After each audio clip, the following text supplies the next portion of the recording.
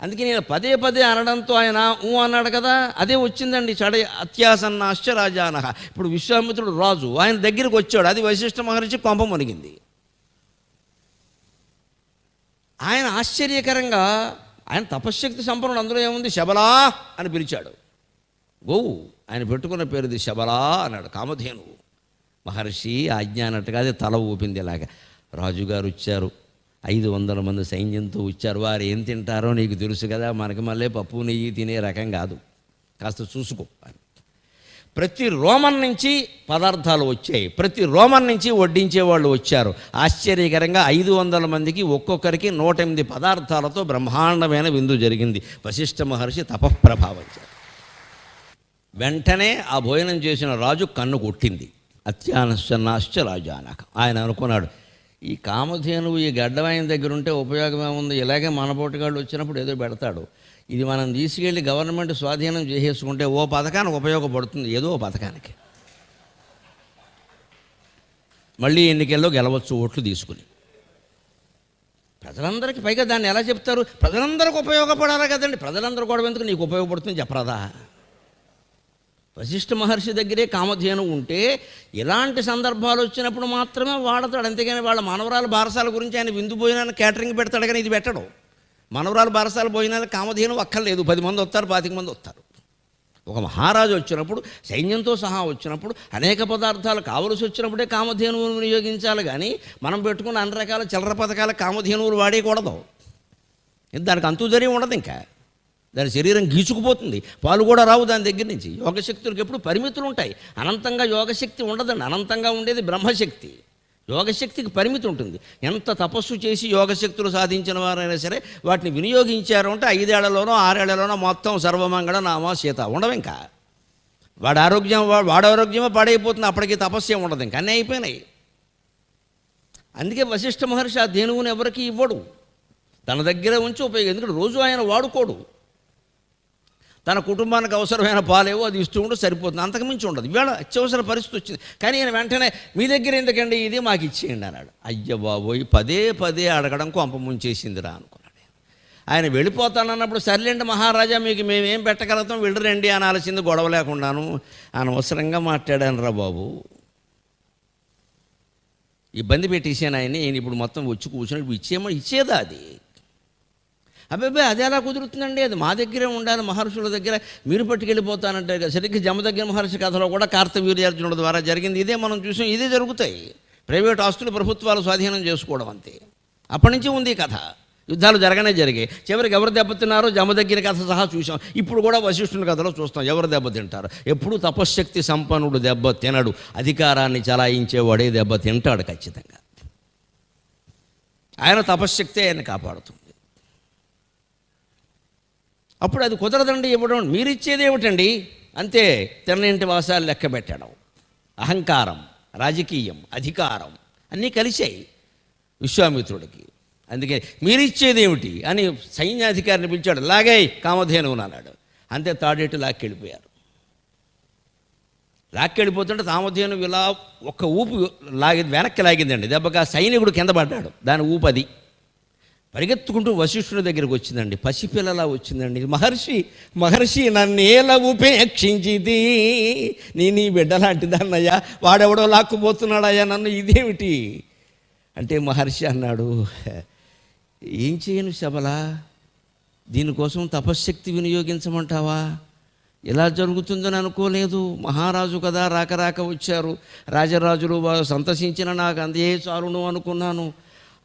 అడగని పదార్థాలు కూడా పెట్టాను, చివరికి అడగకుండా ఇంత చేశాడు, నన్ను ఏం చేయమంటావు అన్నట్టుగా ఈ భావం వ్యక్తమయ్యేలా దీనమైన చూపులతో ఆయన చూశాడు శబలకేసి. అప్పుడు ఉపాయాన్ని కామధేనువు చెప్పిందండి. రామాయణం బాలకాండలో ఉంటుంది ఈ మాట. నా బలం క్షత్రియశాకు, ఎందుకు భయపడుతున్నావు మహర్షి, నీ తపశ్శక్తి ఉన్నది దీనికి, నన్ను రక్షించమని నేను అడగడం లేదు, నన్ను నేను రక్షించుకోగలను, కానీ నువ్వు లోకువ కాకూడదు, నన్ను ఇంతకాలం పెంచావు, అది కామధేనువు.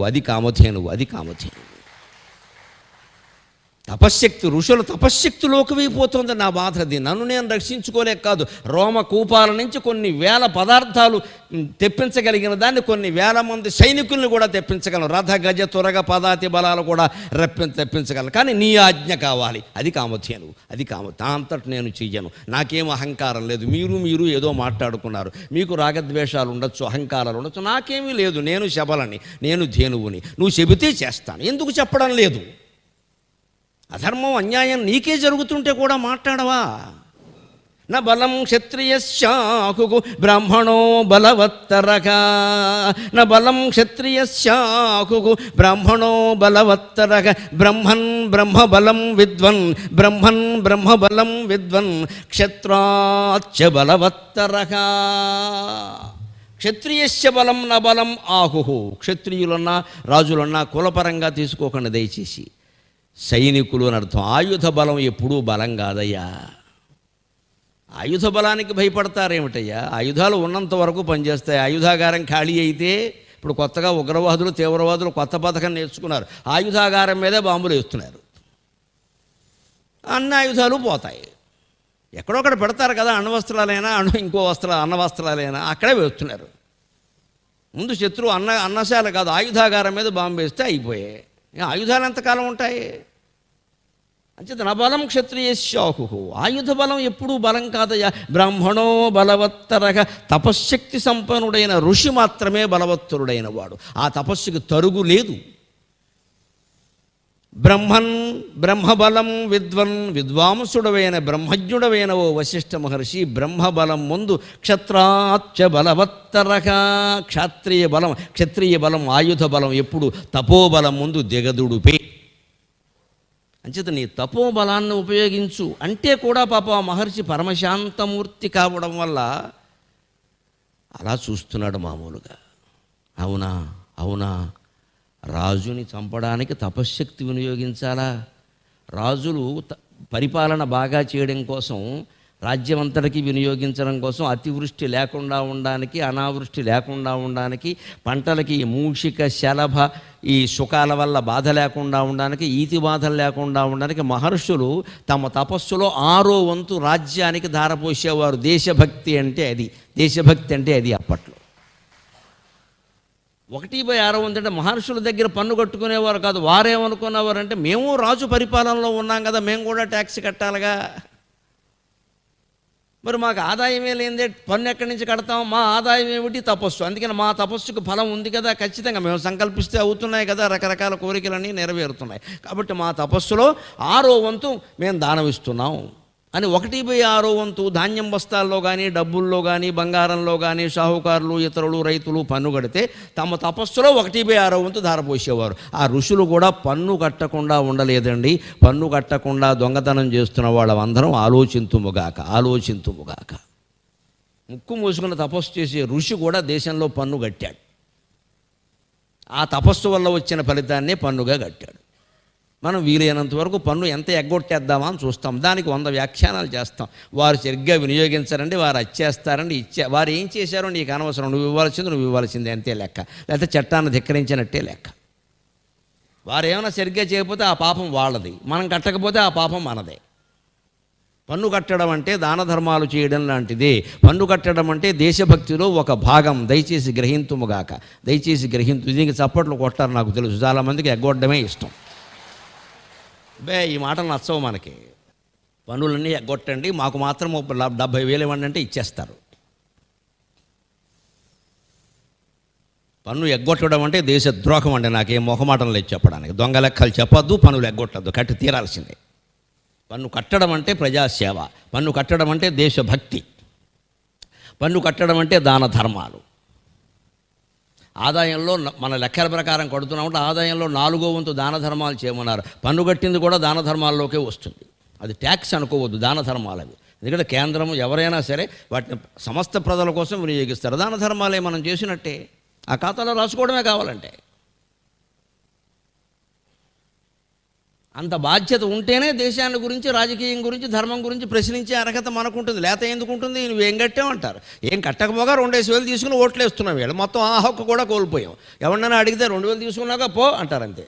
2000 తీసుకున్నావు కదా, 2000 నోటు వేసుకో అంతే. 2000 మాట్లాడక వేసుకో. 2000 మళ్ళీ ఎన్నికలు వస్తే 3000 ఇస్తాం. నీ సొమ్ము నీకే ఉండవే కదా, మాకేం బాధ. మనకి ఎప్పటికి అర్థమవుతుంది ఈ విషయం. ఎన్ని కథలు చెప్తే అర్థమవుతుంది. విశ్వామిత్రుడి కథలో కూడా ఉన్నది అది. అందుకని శబల చెబుతోంది, క్షత్రియ ఆయుధ బలానికి నువ్వు భయపడద్దు మహర్షి, ఆలోచించొద్దు. తపోబలాన్ని మించింది కాదు. అందుకని నీ అంతటి నువ్వేం చేయొద్దు. ఒక్క మాట నియుంక్షమాం మహాభాగా, రామాయణం బాలకాండలో శ్లోకం ఇది, వాల్మీకి మహర్షి రచన. నియుంక్షమాం మహాభాగా త్వద్బ్రహ్మబల సంభృతాం, నియుంక్షమాం మహాభాగా త్వద్బ్రహ్మబల సంభృతాం. తస్య దర్పబలం ఎత్తతు నాశయామి దురాత్మనక. ఈ దురాత్ముడైన రాజవుడో నన్ను లాక్కెళ్లే ప్రయత్నం చేస్తున్నాడే, నువ్వు బిడ్డలా చూసినటువంటి ధేనువుని, వీడి సంగతి నేను చూస్తా. ఒక్క మాట, శబలా ఆయుధాలు సృష్టించమని చెప్పు. ఇందాక చెప్పావు కదా, అన్నం సృష్టించు, పాయసం సృష్టించు, వంకాయ కూర సృష్టించు, అందులో జీడిపప్పు కూడా సృష్టించమని చెప్పావు కదా, సృష్టించాను కదా. ఇప్పుడు ఆయుధాలు సృష్టించమని చెప్పు. నీ మాట చెప్పందే నేను చేయను. అదండి గోవు కూడా క్రమశిక్షణ. నా అంతటి నేను దాడి చేస్తే నేను చేసినట్టు అవుతుంది. నువ్వు చేయమని చెబితే నా కర్తవ్యం సైనికుడిగా నేను నిర్వర్తించినట్టు ఉంటుంది. అందుకని మహాభాగా నియుంక్షో మాం నియుంక్షో, నన్ను నియమించు. నిన్ను యుద్ధం చేయమని నేను అనడం లేదు, నువ్వు నన్ను నియమించు చాలు. శబలా అని ఒక్క మాట నువ్వు సృష్టించమని చెప్పు, తక్షణం సృష్టిస్తా. నా తండ్రి చెబితే నేను చెయ్యను. నియుంక్షో మాం మహాభాగా త్వద్బ్రహ్మబల సంభృతాం, వాల్మీకి మాట రామాయణంలో. నువ్వు చేసిన తపోబలం వల్ల నిండింది నా శరీరం అంతా. త్వద్బ్రహ్మబల సంభృతాం, సంభృతం పృషదాద్యం అని వేదంలో ఉండే మాట. తస్మాద్యజ్ఞ సర్వకుతః సంభృతం పృషదాద్యం పశూగుస్తాగుశ్చక్రే వాయవ్యాన్ గ్రామ్య ఆరణ్యాన్ గ్రామ్యాశ్చయే అని ఉంటుంది. అలాగే సంభృతం నిండింది. తద్బ్రహ్మబల సంభృతాం, నీ తపోబలంతో నిండిన దేహం ఇది. దాన్ని వినియోగిస్తాను నీ సేవలో, నాకు అవకాశం ఇచ్చి. ఇదే ధర్మో రక్షతి రక్షిత. ధర్మాన్ని మనం రక్షిస్తే ధర్మమే మనని రక్షిస్తుంది.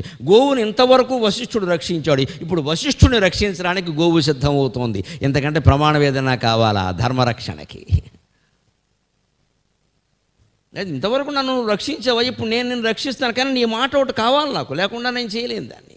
నియుంక్షమాం మహాభాగా త్వద్బ్రహ్మబల సంభృతం. ఆయన బలాన్ని చూసి ఏమన్నా పొరపాటుని బ్రాహ్మణుడివి భయపడుతున్నావా? అవసరం లేదయ్యా.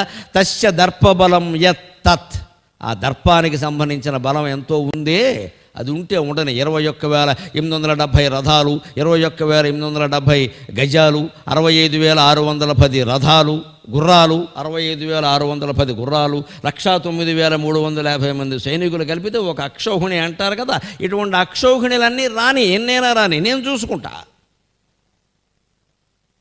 నీకెందుకు ఆ విషయం? ఒక మాట అనవయా చాలు. తస్య దర్పబలం యత్తత్ నాశయామి దురాత్మనక. దుర్మార్గపు సంకల్పం ఉన్నవాడు ఎలా వృద్ధి చెందుతాడండి? ఖచ్చితంగా వీడి సంగతి నేను చేస్తా, వదిలేయి అన్నాడు. అప్పుడు ఆయన శబలా నీ ఇచ్ఛ అన్నాడు ఆయన. అంతే, అలా చేసేయమని అర్థం.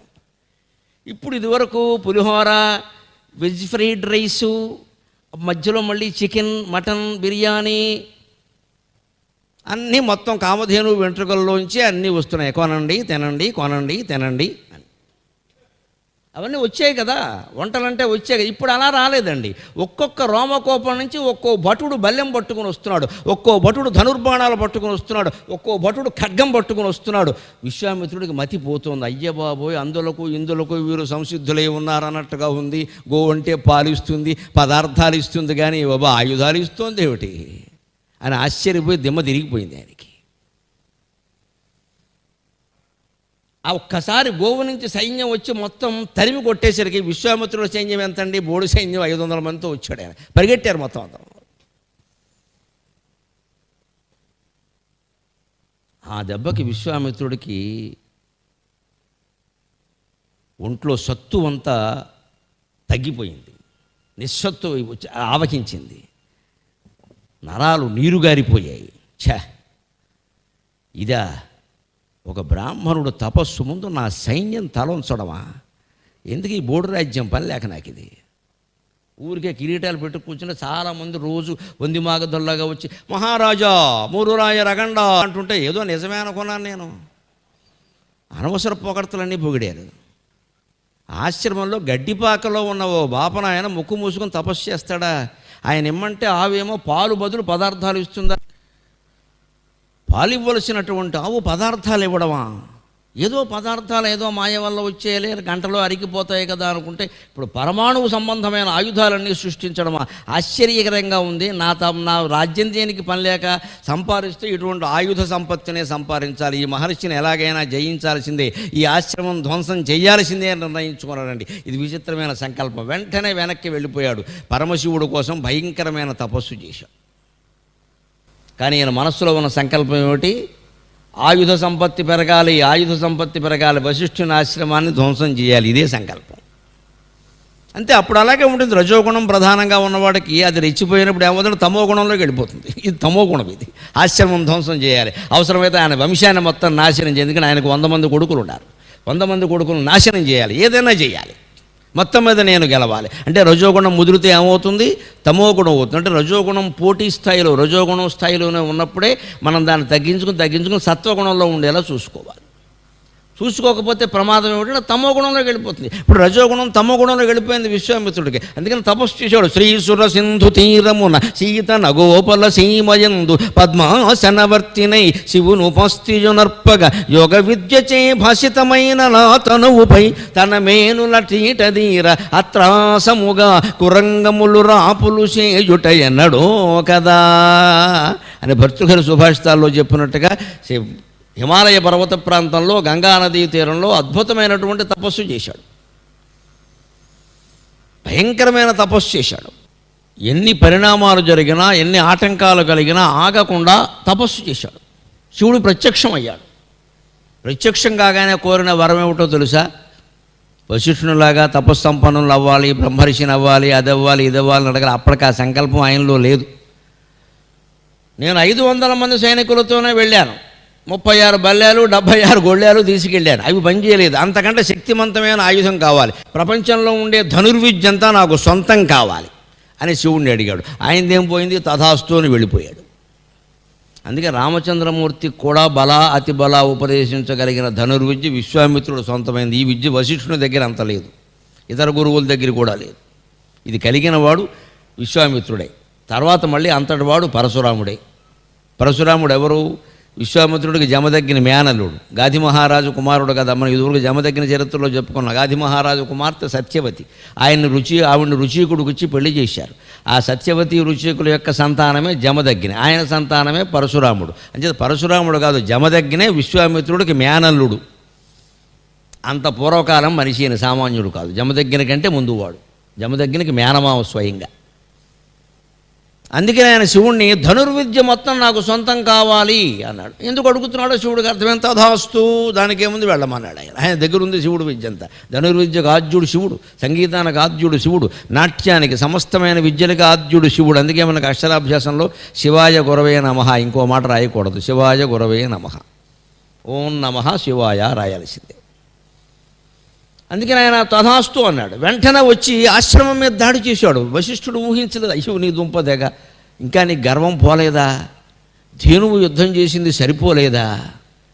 ఇప్పుడు ఇంకా ఏం చేయదలుచుకున్నావు అని ఆయన బాణాలు గుప్పిస్తూ ఉంటే ఇంకా గత్యంతరం లేని పరిస్థితి. అలాగని వశిష్ఠుడు యుద్ధం చేయడు. బ్రాహ్మణుడు ఋషి యుద్ధం చేయకూడదు. చేయడానికి అవసరమైన సైన్యాన్ని నియమించాలి, అవసరమైతే తపశ్శక్తి ద్వారా, తాను స్వయంగా చేయకూడదు. అందుకని వశిష్ఠుడు చేయలేదు. ఈ యోగదండం అంటాం కదండి, బ్రహ్మదండం. దండ కమండలంబులను దారుణినంతయునేలినారు అని ఋషుల చరిత్రలో ప్రతిరోజు ప్రార్థనగా ఏ పద్యం చెప్పుకుంటున్నామో అందులో దండం బయటికి తీశాడు ఆయన. యోగదండం, దండం అంటే కర్ర కదా, అది యోగదండం. అందులో వీళ్ళు చేసిన తపశ్శక్తి అంతా అందులో స్టోరేజ్, నిల్వ చేస్తారు.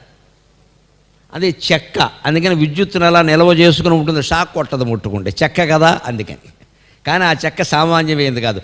ఆ మనిషి సంకల్పించి యోగదండాన్ని అక్కడ పెడితే అందరికీ ఒకేసారి షాక్ కొడుతుంది, మళ్ళీ తేడాగా ఉండదు అక్కడ. ఆయన సంకల్పాన్ని బట్టి ఫలిస్తుంది. అందులో నిలవ ఉంటుంది. తాము చేసినటువంటి తపశ్శక్తి అంతా యోగదండంలో నిలవ చేస్తారు. ఆ తపశ్శక్తిని వినియోగించడానికి నీరు కావాలి, దేనికైనా సరే నీరు కావాల్సిందే. కాబట్టి కమండలోదకం తీసుకుంటారు. అందుకే విశ్వామిత్రుని చూడండి, మీరు తపశ్శక్తితో కమండలం ఇలా పట్టుకుంటాడు, ఆ నీరు తీసుకుంటాడు, చేపిస్తాడు. యోగదండం, కమండలం ఎప్పుడూ ఋషులు దేన్నైనా విడిచిపెడతారు, బెళ్ళాం బిడ్డలనైనా విడిచిపెట్టేస్తారు, కానీ ఈ దండకమండలాలు విడిచిపెట్టారు. ఆ దండం యొక్క శక్తి అంటే అది స్టోరేజ్ అనమాట, ఒక రకం నిలవ గది అది. ఆ తపశ్శక్తి అందులో ఉంటుంది. కానీ ఆ దండాన్ని అక్కడ పెట్టాడు, ఎదురు ఇక చూసుకోమన్నాడు. ఆయన ఆగ్నేయాస్త్రం, వాయవ్యాస్త్రం, వారుణాస్త్రం, దారుణాస్త్రం, బ్రహ్మాండమైనవన్నీ వేస్తుంటే ఆశ్చర్యకరంగా గజం వెనకాల ఉన్న వశిష్ఠుడిని అవి సమీపించట్లేదు, ఆ దండం దగ్గర ఆగిపోతున్నాయి. అది ఋషి తపస్సు. దండ కమండలంబులని దారుణినంతయునేలినారు కోదండధరాధినాథులు పదమ్ముల వ్రాలగ చూచి చూడనట్లుండిరి వారికంటను మహోన్నతులీ జగమందు గల్గిరే కొండలు తవ్వుటెందులకు కొండలు త్రవ్వుటెందులకు గుప్పెడు గుండెను పట్టుకొమ్మికన్ అని ఇటువంటి ఘట్టాలు చూసే నేను పద్యం వెళ్ళిన. దండక మండలాలు ఉండాలంటే, తపస్సు చేయాలంటే గుండెలో ఉన్న ఆత్మని భగవంతుడిని పట్టుకోవాలి. కానీ ఈ కొండల తవ్వడం దేనికి పని లేక, ఈ అధికారాలు, రాజకీయాలు, సంపదలు, ఈ భోగాలు ఏవి దాని ముందు పని చెయ్యవు. అందుకని ఆ యోగదండం దగ్గర ఆగిపోయేసరికి విశ్వామిత్రుడు ఆశ్చర్యపోయాడు. అమ్మ బాబోయ్, ఇదేమిటి అని అడిగాడు అక్కడ తెలుసున్న వాడిని. దీన్ని బ్రహ్మదండం అంటారు నాయన అని చెప్పారు. అది యోగదండం అని మామూలుగా అంటారు, దీన్ని బ్రహ్మదండం అంటారు. బ్రహ్మజ్ఞానపు శక్తితో రూపొందినటువంటి దండం. అది ఏదో వడ్రంగి వారు కూర్చుని ఏదో మామూలుగా చేసేసారు కొయ్య ముక్క అనుకుంటే పొరపాటున ఆయన. ఇది ఋషి చేతిలో ఉంది. ఋషి ఇకల ఈ చేతి కింద ఉంది. ఆ యోగశక్తి అంతా అందులో ఉంది, తపశ్శక్తి అంతా అందులో ఉంది. అందుకని అది దాటి నువ్వు వెళ్ళలేవుంటే అప్పుడు విశ్వామిత్రుడికి అర్థమైంది, ఇది అనవసర ప్రయత్నం. ఇది అప్పటికే ఆశ్రమం ధ్వంసం చేసేస్తున్నాడు. ఇక ఏం చెయ్యలేక ఈ బ్రహ్మదండాన్ని ఎదిరించలేక మిగిలిన ఆశ్రమాన్ని ధ్వంసం చేశాడు. అంతేకాదు దారుణాతి దారుణంగా వెనక్కి వెళ్ళిపోయి చెట్టు కింద కూర్చుని భారతంలో చివరి సౌప్తిక పర్వంలో అశ్వత్థామలాగా పైశాచిక సంకల్పం చేశాడు. నిజంగా పైశాచిక సంకల్పమే. వశిష్ఠుని, అరుంధతిని నేనేం చెయ్యలేకపోవచ్చు, వాళ్ళ సంతానాన్నైనా సరే నాశనం చెయ్యాలి. ఆ రకంగా ఇద్దరు దంపతులకి శాశ్వత దుఃఖం మిగల్చాలి. అందుకే అన్నాడు విశ్వామిత్రుడు, నేను చేసిన ఘనకార్యాలు ఎవడూ చేయలేదు, నేను చేసిన తప్పులు ఎవడూ చేయలేదు. అంత గోతులో పడ్డాడు మనిషి. ఒక్కసారి వెనక్కి వెళ్ళి కమండలం తీసుకుని ఆ తపశ్శక్తి, ఆయన తపస్సు చేశాడుగా, ఆయుధ విద్య కోసం చేసిన తపశ్శక్తి ఉందిగా, ఇది శాపం ఇద్దాం ఎందుకు జరగదు అని ఇలా పెట్టి ఒక రాక్షసుని సృష్టించాడు కృత్య అనే పేరు మీద. అది నేరుగా వెళ్ళి ఎవరిని ఏం చేయలేదు, అది ఏదో ఒక మనిషిని ఆశ్రయించాలి. అప్పటికి దురదృష్టవశాత్తు వశిష్ఠుని శాపానికి గురైనటువంటి త్రిశంకు మహారాజు కల్మాషపాదుడై తిరుగుతున్నాడు, అరణ్యాల్లో సంచరిస్తున్నాడు. ఆ కథ వేరే. త్రిశంకు మహారాజు ఆయన కోసమే అపరస్వర్గాన్ని సృష్టించాడు. ఆయన వశిష్ఠుని శాపానికి గురై కల్మాషపాదుడు, అంటే పాదాలు కుళ్ళిపోయి నడవలేక కుష్ఠరోగి పాదాల్లో ఉండగా, అలాగే ఉండగా తన పాదాలు తాను చూసుకుని తాను చేసిన నేరాన్ని తలుచుకుని పశ్చాత్తాపడుతూ ఎప్పుడు శాప విముక్తుడవుతానా అని ఆలోచిస్తూ కూడా వశిష్ఠుని మీద కక్షతో ఉన్నాడు. ఈ కృత్యను ఆయన శరీరంలో ప్రవేశపెట్టాడు. ఇది విశ్వామిత్రుడు చేసిన పని. ఈ కృత్యను ఆయన శరీరంలో ప్రవేశపెట్టి ఇంకా ఆ రాజుకు ఒళ్ళు తెలియలేదు. ఆయనకి వశిష్ఠుని మీద కోపం ఉన్నమాట నిజమే, కానీ ఆయన అదుపులో ఆయన ఉన్నాడు. ఏదో కాలం వస్తుంది అప్పుడు ఏదో చూద్దాంలే అనుకుంటున్నాడు. నిజానికి ఆయన కులగురువు వశిష్ఠుడే, ఏదో తేడా వచ్చింది శపించాడు. పర్వాలేదు, ఆ పీఠ నుంచి తీసిపారేద్దాం, ఇంకోటి పెట్టేద్దాం, దానికేముంది ఏదో అనుకుంటాయి. ఆయనలో ఇది ప్రవేశించేసరికి బుద్ధి మారిపోయింది. పెద్దమ్మని ఎత్తిమే కూర్చుంది. ఇంకా రాక్షస బుద్ధి, పైశాచిక బుద్ధి ప్రవేశించింది. ఆ రాక్షసావేశంతో విశ్వామిత్రుడు ప్రయోగించాడో ఎవరు ప్రయోగించారో తెలియకుండా ఈ కల్మాషపాదుడు, రాక్షస రూపంలో ఉన్నటువంటి రాజు కల్మాషపాదుడు వశిష్ఠుని ఆశ్రమంలో వశిష్ఠుడు లేనప్పుడు ప్రవేశించి ఆయన 100 మంది కొడుకుల్ని సంహరించి బారేశాడు. మొత్తం పీక్కు తినేశాడు అంతే. మనుషుల్ని ఉన్నవాళ్ళని ఉన్నట్టే అంతే. వాళ్ళని అసలు నిద్రపోనివ్వలేదు. రాత్రి వేళ వెళ్ళాడు. పిశాచాల యుద్ధం అంతా అలాగే ఉండదు. పడుకుని ఉండగా మొత్తం అందరినీ ధ్వంసం చేసి బారేశాడు. 100 మంది కొడుకులు చనిపోయారు. ఆ తర్వాత వశిష్ఠుని యొక్క బాధ ఏమిటి, ఆవేదన ఏమిటి, ఆయన ఏం చేశాడు పాపం అనేదంతా రేపు వశిష్ఠ మహర్షి కథలో చూస్తాం. అది ఇప్పుడు ప్రస్తుతం కాదు. మనకి విశ్వామిత్రుడిదే చెప్పుకోవలసింది చాలా ఉంది. ఇంత చేశాకండి మళ్ళీ వెళ్ళాడు ఆ చెట్టు దగ్గరికి. ఆ రాజు వచ్చి మొత్తం అందరూ చచ్చిపోయారు. 100 మంది. ఒక్కడు కూడా, ముఖ్యంగా పెద్దవాడు శక్తి, వాడు పోయాడా లేదా, రేపు వశిష్ఠుని కొరువు పెట్టేవాడు వాడే, వాడు పోయాడని చెప్పాడు. పని మయ్యా, నా కష్ట తీరింది అని కూర్చున్నాడు. ప్రశాంతంగా ఆలోచిస్తే ఏం తెలిసిందంటే ఈ పెద్ద మనిషికి ఈ కక్ష తీరిన ఆనందం అండి, ఆయన సూర్యకిరణాల లెక్కలు, మేఘాల కదలికల లెక్కలు, నీడ కదలికల బట్టి చూసుకుంటే 10 నిమిషాలు కూడా లేదండి ఆనందం. చాలామంది లోకంలో కష్టాలు తీర్చుకుంటారు ఫ్యాక్షనిజం అనే పేరు మీద. ఆ ఆనందం ఎంతసేపు ఉంటుందో ఆలోచించమనండి వారు ఎవరినైనా సరే. వాడి కళ్ళల్లో ఆనందం చూడడం కోసం వీడిని చంపేశా, వీడి చెవుల్లో గులుగు చూడడం కోసం వాడిని చంపేశా, తర్వాత జైల్లో కూర్చుంటాడు వీడు, వెళ్ళి వీడి ఆనందం ఎవడు చూస్తాడో తెలియదు. ఎవడి కోసమో చేస్తారు, కిరాయిగా ఉండాలంటారు. ఎవరి కళ్ళల్లోనూ ఆనందం చూడడం కోసం మనం చంపేస్తామా? పోనీ ఆనందం మందు కూడా కాదా? ఇంత అమాయకత్వమా? లేకపోతే వాడు ఏదో ₹1,00,00,000 ఇస్తానగానే చంపేయడం బాగానే ఉంది. ₹1,00,00,000 ఇస్తాడు, ఎవరికి ఇస్తాడు? నీ పెళ్ళాం బిడ్డలు తింటా, నువ్వు పోయి జైల్లో ఉన్నావు. దేనికయ్యా? వాళ్ళు కూడా సంతోషంగా తినగలరా? ఆయన జైలుకి వెళ్ళి మా ₹1,00,00,000 ఏమిటండి అంటారు. వాడు మరణశిక్ష వేస్తారు కదా, కనీసం జీవిత శిక్ష వేస్తారు. పెళ్ళాం బిడ్డలు ఏమన్నా సుఖంగా ఉంటారా? ఏమిటిది? ఎంతకంటే ఇంట్లో ఉంటే కూలి పనో 4 పనో చేసుకునేవాళ్ళం. పైగా అసలు ఇప్పుడు ఇంట్లో ఉంటేనే ఇంటికి నెలకు ₹10,000 వచ్చి పడుతున్నాయి కదండి బాబు. సుఖమైన ప్రభుత్వం, సుఖమైన రోజులు ఇంతకంటే ఎక్కడా ఉండవు. అందుకని ఆలోచన విధానంలో తేడా ఇదంతా మనం గ్రహించాలి. ఈ ఆనందం విశ్వామిత్రుడికి 100 మంది చచ్చారు. శక్తి, ఇంకోటి ఏదో రక్తి అనుకున్నాం. శక్తి, రక్తి, భుజ దృక్కు పొక్కు అని ఏవో రకరకాలు చెప్పుకున్న పేర్లన్నీ చచ్చాడా, వాడు చచ్చాడు ఇదన్నీ లెక్కెట్టుకుంటే 10 నిమిషాలు మిగిలాయి. అప్పుడు అనిపించింది మహర్షికి, ఎంతైనా తపస్సు చేసినవాడు, రాజ్యం పరిపాలించడమే మాత్రమే కాదు తపస్సు కూడా చేసినవాడు. ఇంతమందిని చంపిన ఆనందం ఇంతేనా? Only 10 minutes. తర్వాత మళ్ళీ నా దుఃఖం నాకు వస్తుంది, ఓ తపస్యాల కంటే, ఓ బ్రాహ్మడి కంటే, ఓ ఋషి కంటే నేను తక్కువ అండి అనేది. ఇది కాదు సాధించవలసింది, ఇది కాదు. ఇదే విశ్వామిత్రుడి నుంచి మనం నేర్చుకోవాలి. కనీసం పశ్చాత్తాపం. ఏదో చేశాం, పోనీ ఏదో ఒకటైంది. బహుశా ఆయన కూడా మన వాళ్ళని వేసేయని వాళ్ళ కర్మ. ఎందుకంటే ఈయనకి ఎంతమంది ఉన్నారు, తక్కువ వాళ్ళు కాదు వీళ్ళెవరు. తపస్సులో తక్కువేమో కానీ సంతానాన్ని ఖండంలో ఎవడో తక్కువ కాదు, మినిమం 100. అందుకే ఉన్నారు, పోతారు. ఏం చేస్తాం, మనం చేసాం కదా. అయితే ఫ్యాక్షనిజం ఏమైందండి? ఈయన చంపాడు, రేపొద్దున ఆయన చంపడా, లేకపోతే ఆయన కొడుకు చంపుతాడు. ఆయన కొడుకు శక్తి ఊరుకుంటాడు, శక్తి చనిపోవచ్చు, శక్తి కొడుకుంటాడు, ఇంకోటి ఉంటాడు. 100 మందిలో ఎవరికి పెళ్ళిళ్ళు అందరికీ అయ్యాయి, సంతానం ఉంటారు, అందరికీ అయ్యాయి పెళ్ళిళ్ళు, వాళ్ళు పగబడతారు. ఇది ఆగతిది. రజోగుణాన్ని ఎక్కడొక్కడ ఆపుకోవాలి కానీ పెంచుకుంటూ పోకూడదు. పెంచేసుకున్నాడు పాపం విశ్వామిత్రుడు. కానీ కాసేపు బాధపడేసరికి అయ్యో ఏమిటిది, చాలా తప్పు చేశాను. సాధించవలసింది ఇది కాదు. అసలు వశిష్ఠునికి ఆ గోవు చెప్పినట్టు వినడం ఏమిటి? గోవు శరీరం నుంచి అన్ని రావడం ఏమిటి? యోగదండం, బ్రహ్మదండం అక్కడ పెడితే నా ఆయుధం చివరికి బ్రహ్మాస్త్రం వేసినా అది దాటి వెళ్ళకపోవడం ఏమిటి? బ్రహ్మాస్త్రం అంటే తిరుగులేంది కదా, అది కూడా దాటలేంది బ్రహ్మదండం ఒకటి ఉందంటే నాకు ఈ బ్రహ్మాస్త్రాలు దేనికి పని లేక, దీపావళి బాంబులు ఇవన్నీ బ్రహ్మదండం సాధించాలి కదా అన్నాడు. అంతే ఇంటికి వెళ్ళాడు.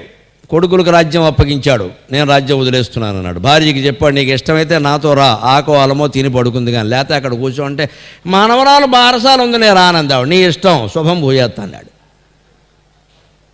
వదిలేసింది ఆవిడది వదిలేశాడు. ఇంకా అంతే. అలాగే వచ్చి కూర్చున్నాడంటే మళ్ళీ భయంకరమైన తపస్సు చేశాడు. ఈసారి ఆయన లక్ష్యం వేరు, బ్రహ్మర్షి కావాలి. మళ్ళీ అంతటి తపస్సు చేశాడు. శ్రీసుర సింధు తీరమున. ఎందుకంటే తపస్సుకు సాధ్యం కాదు లేదు. దుష్కరం దురాపం దుర్గం దుస్తరం తత్సర్వం తపసా సాధ్యం తపోహి దురతిక్రమం. దేవీ భాగవతంలో ఉంటుందన్నమాట. నీకు దుష్కరమైంది, దురాపం, ఎట్టి పరిస్థితుల్లో పొందడానికి వీలు కాదు అని అందరూ చెప్పింది. దుర్గం, నడిచి వెళ్ళలేంది, విమానాల ద్వారా కూడా వెళ్ళలేంది. దుస్తరం, తరింపలేని సముద్రం లాంటిది సమస్య ఏదైనా సరే, వస్తువైనా సరే, ప్రయోజనమైనా సరే. తత్సర్వం తపసా సాధ్యం. అవన్నీ తపస్సు ద్వారా సాధ్యం అవుతాయి. తపోహి దురతిక్రమం. దాటలేందంటూ ప్రపంచంలో ఏదీ లేదు. దాటలేంది ఏదైనా ఉంటే తపశ్శక్తి ఒక్కటే, ఎవరూ దాటలేంది అని గ్రహించి మళ్ళీ తపస్సు కూర్చున్నాడు. ఈసారి వశిష్ఠునికి భయం లేదు, బాధ లేదు. 100 మంది పోయిన తర్వాత ఇంకేం చేస్తారండి? ఆయన వైరాగ్యంలో పడ్డాడు. చేశాడు కదా పొరపాటుని, పదే అన్నందినవయ్యా అన్నందుకు అందరినీ చంపేశాడు. ఇంకా తగాదా పెంచుకుంటే ఇంకా అవుతుంది. ఇప్పుడు అరుంధతిని కూడా చంపేస్తాడు. ఇంక నేను ఏం చేయాలి ఇక్కడ? అని ఆయన గ్రహించుకుని ఊరుకున్నాడికి ఈయంతో పెట్టుకోవడం అనవసరం ఇది, కానీ వాడి కర్మవాడు అనుభవిస్తాడు అని వదిలేశాడు. ఈయన ఇలాగే తపస్సులో ఉన్నాడు. ఇప్పుడు ఈ భయం ఎవరికి పట్టుకుంది? దేవేంద్రుడికి పట్టుకుంది. విశ్వామిత్రుడు తపస్సు చేస్తే సామాన్యుడు కాదు ఆయన. రాజ్యం అంతా వదిలేసి తపస్సుకు వచ్చాడు. అసలు త్యాగంతోనే తపస్సు మొదలైంది, రాజ్యభోగాలు మానేసి. అందుకని ఎందుకు చేస్తున్నాడో కనుక్కోవాలి కదా అని మేనకని పంపించాడు. మేనక వణుకుతూ వణుకుతూ వణుకుతూ వచ్చింది కిందకి. ఎందుకంటే వెళ్ళేటప్పుడు రాయైపోవచ్చు, కప్పైపోవచ్చు, ఆవిడకి తెలియదు, గ్యారంటీ లేదు ఇక్కడ. అది డ్యూటీ చేయవలసిందే, ఇచ్చిన బాధ్యత. ఇంద్రుడు అంటే సరదాకి ఎవరిని పంపడండి, తపస్సులు చెడగొట్టడం ఆయన పద్ధతి కాదండి, తెలియకుండా మాట్లాడదు. ఇంద్రుడు అంటే chief controller of examinations in the university, విశ్వవిద్యాలయంలో సంపూర్ణ పరీక్షాధికారి. ఎవరు తపస్సు చేస్తున్నా ఎందుకు చేస్తున్నారో కనుక్కోవడం ఆయన బాధ్యత. అందుకని మేనకని పంపించాడు. ఆవిడ పెద్ద పాట పాడింది, ఆట ఆడింది, అయిపోయింది. ఈయన తపస్సులోంచి కళ్ళు తెరిచాడు. చాలా బాగుంది, బ్రహ్మర్షి సంగతి తర్వాత చూద్దాం, ముందు దీని సంగతి చూద్దాం అనుకున్నాడు. అంతే తలుపు వేశాడు. ఆశ్చర్యకరంగా ఆ తలుపు మళ్ళీ ఎప్పుడు తీశాడో తెలుసా? మేనక గొంతు ఎండిపోతుంది, కొబ్బరి నీళ్ళు ఇంటి ముందు బోడు చెట్లు ఉన్నాయి, కొబ్బరి బొండం ఒకటి ఇవ్వడు. అంతేనా? దానికి పెద్ద ఏముంది, దీనికి ఏమైనా కామధేనువు కావాలా, తపస్సు కావాలా, కొబ్బరి నీళ్ళగా ఇస్తా అని బయటికి వెళ్ళాడు. చూస్తే ఆశ్చర్యకరంగా విశ్వనాథ వారు కల్పవృక్షంలో చెబుతాడు విశ్వామిత్రుడి ప్రవృత్తి గురించి. ఆయన చూశాడు కొబ్బరి చెట్టు, అది బాగా ఎదిగి బొండాలతో ఉంది, కానీ అది ఈయన వేసిన మొక్క. ఈయన మొక్క కోనసీమ నుంచి పట్టుకెళ్ళి అక్కడ వేశాడు. 6 నెలల తర్వాత, ఏడాది తర్వాత మళ్ళీ తీసి వేరే చోట వేస్తారు, అలా కూడా వేశాడు. ఆ వేసిన మొక్క, కొబ్బరి మొక్క ఎదిగి పెద్ద వృక్షమై అది మొత్తం బొండాలు గెల కాసిందంటే 10 ఏళ్ళు అయింది లెక్క. అయ్య బాబోయ్, మేనక నేను లోపల ఉన్నది 10 ఇయర్సా, సీసీ కెమెరాలు లేవు కాబట్టి సరిపోయిందిరా అనుకున్నాడు. అప్పుడు ఆయన ఎక్కడ గోతులో పడ్డాడో అర్థమైంది. ఇదే మనం నేర్చుకోవాలి, ఆక్షేపించడం కాదు. అప్పుడు విశ్వనాథ వారు చాలా చమత్కారమైన పద్యం రాస్తాడు కల్పవృక్షంలో, రామాయణం బాలకాండలో.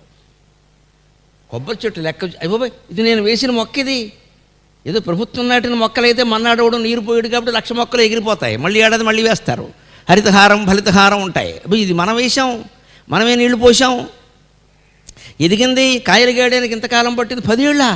దీంతో పదగా ఇదే బత్తి, ఎంత గొప్ప అప్సరస్ అయితే మాత్రం దీంతో 10 ఏళ్ళు కాలక్షేపం చేసిన పనే ఉంది ఇక్కడ. చ ఎంత గోతులో పడి 10 ఏండ్ల బళి మేనదాలిచిన గర్భం వేమగున్. ఇది కడుపుతో ఉందే, ఇప్పుడు దానికెవరు బాధ్యులు? ఇక్కడ ఉండగానే అడిగింది, ఇప్పుడు కడుపుతో ఉన్నప్పుడు ఏ కోరికలు తీరిస్తే అడిగితే ఆ కోరికలు తీర్చాలి కదా. కొబ్బరి నీళ్ళే కదా అని బయటకు వచ్చాడు, కొంపలు అంటుకున్నాయి. ఇది పెద్ద పెట్రోల్ రాబాయి, కొబ్బరి నీళ్ళు కాదనుకున్నాడు ఆయన. 10 ఏండ్ల బళి మేనదాలిచిన గర్భం వేమగున్ నను బొదుగంజీయునో ఆడు పక్షివలే. మేనదాలిచిన గర్భం వేమగున్ నను బొదుగంజీయునో ఆడు పక్షివలే. నే మూఢుండ ఈ వట్టు నా యద కామంబును క్రోధమున్ విడువదే. ఈ వట్టు నా యద కామంబును క్రోధమున్ విడువదే. నేనా వశిష్ఠున్ క్షమాసదనున్ వైరము వట్టి బ్రహ్మనిభునిన్ సాధింతు యోగీశ్వరున్. నేనా వశిష్ఠుం క్షమాసదనున్ వైరము వట్టి బ్రహ్మనిభునిన్ సాధింతు యోగీశ్వరున్. ఎంత బుద్ధి లేని వాడిని నేను, నా అంత మూర్ఖుడు ఎవడన్నా ఉంటాడా? తపస్సు చేసింది మేనక్ కోసమా? దానికోసం తపస్సు చేయాలి, నాకేమైనా బుద్ధి జ్ఞానం ఉందా అసలు? ఇది ఏదో డ్యాన్స్ ఆడితే ఆడుగాక, వంపు సొంపులు చూపిస్తే అదేమిటి ఏదో చేస్తా, ర్యాంప్ వాక్ అదొకటి ఉంది మధ్యన, చేయుగాక. ర్యాంప్ వాక్కు, కంపు వాక్కు అన్నీ చేయుగాక. దీనికి నేను పడిపోవడం ఏమిటి? అసలు నా జీవితంలో ఎప్పుడైనా నేను వశిష్ఠునితో సమానం కాగలనా? ఇదండి మనిషిలో రావలసిన పట్టుదల. వచ్చింది ఆయనలో. ఓడితే ఓడుగాక. దక్షిణ దిక్కును తపస్సు చేశాడు ముందు మొదలుపెట్టి, దక్షిణ ఇచ్చి దక్షిణ దిక్కును మేనక తగులుకుంది. నేను మూఢుండా ఈ ఒట్టు నా ఎద కామమును క్రోధమును విడువద. ఇంతవరకు కామవాంఛ పోలేదా నా మనస్సులోంచి? కోపం పోలేదా? 100 మందిని చంపినా సరే, 100 మందిని చంపిన వాడికి క్రోధం పోయింది, కామం పోలేదండి. దీన్ని పట్టుకుని ఏడుస్తున్నాను నేను. అందుకే ఆ కామక్రోధాలు ఎప్పటికీ పోవండి, జీవితం అంతా ఉంటాయి.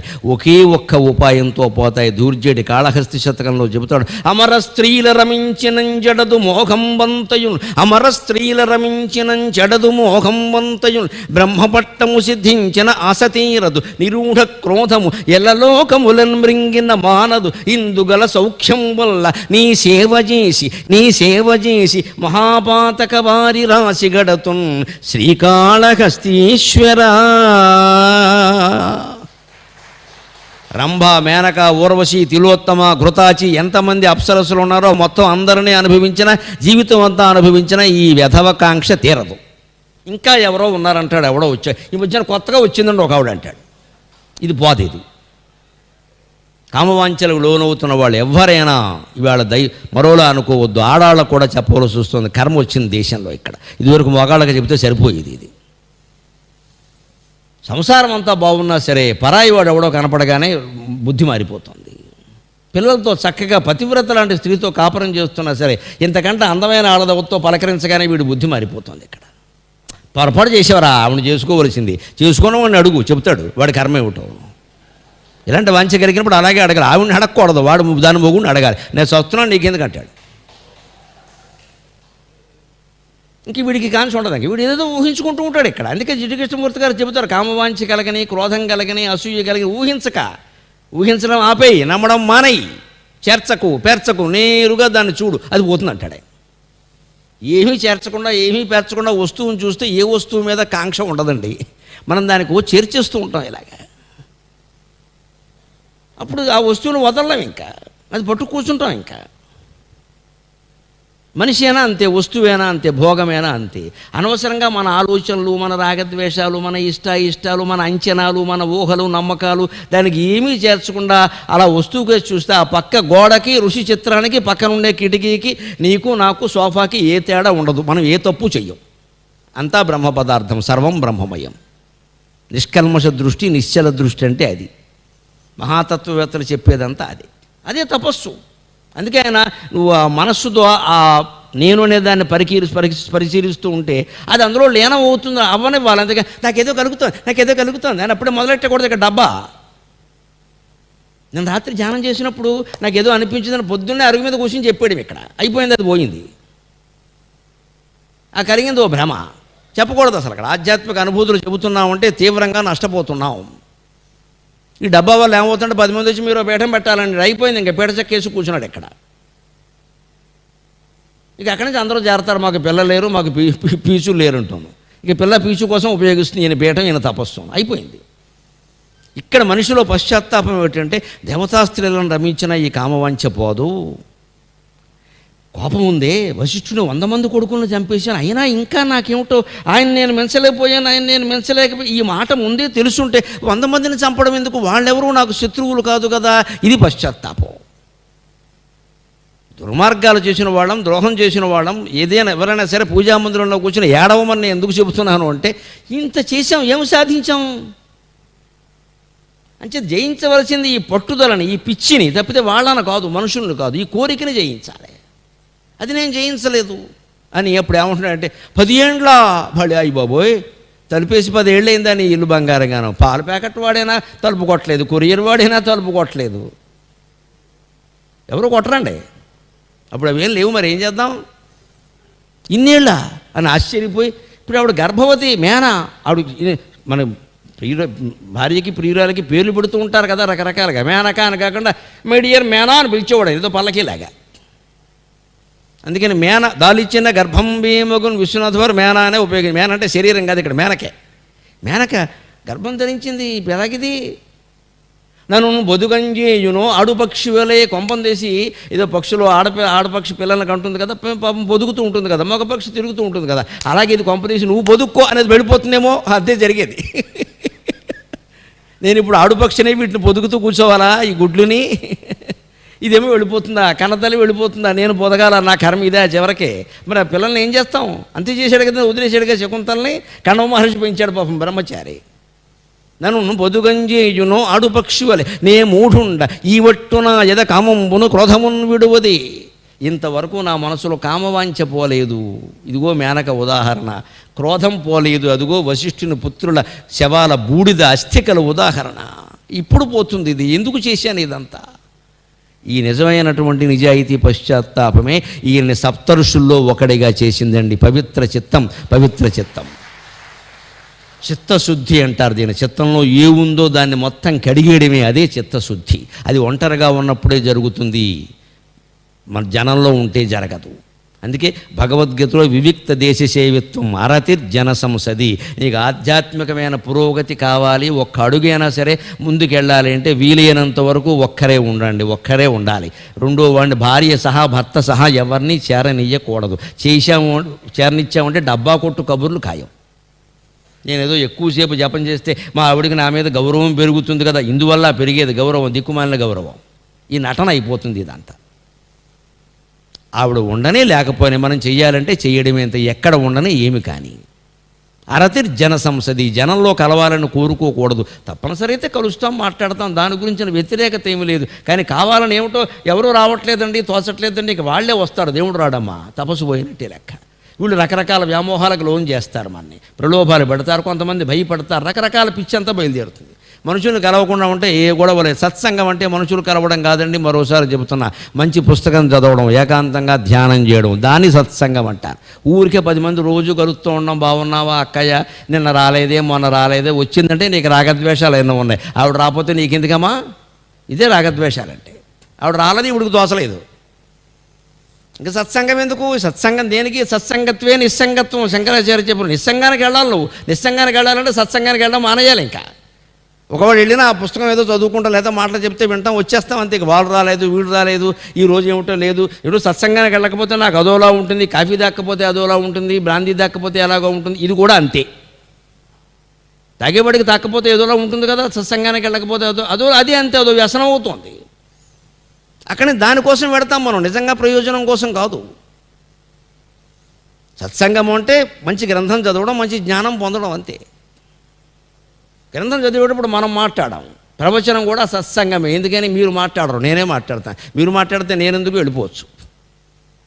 మీలో మీరు ఆలోచించుకోవడానికి ఉపయోగిస్తుంది. నేను ఒక్కడే మాట్లాడతాను, ఇక్కడ మీరు మాట్లాడలేరు కదా. మీ మాట వినడం, ఏదో సమాధానం చెప్పడం నాకు అవసరం ఏం లేదు. ఇక్కడ నేను చెప్పేవి నచ్చవచ్చు, నచ్చకపోవచ్చు, నేను చెప్పేది చెప్పుకుంటూ వెళ్ళిపోవచ్చు హాయిగా, నాకు ఇబ్బంది ఏం లేదు.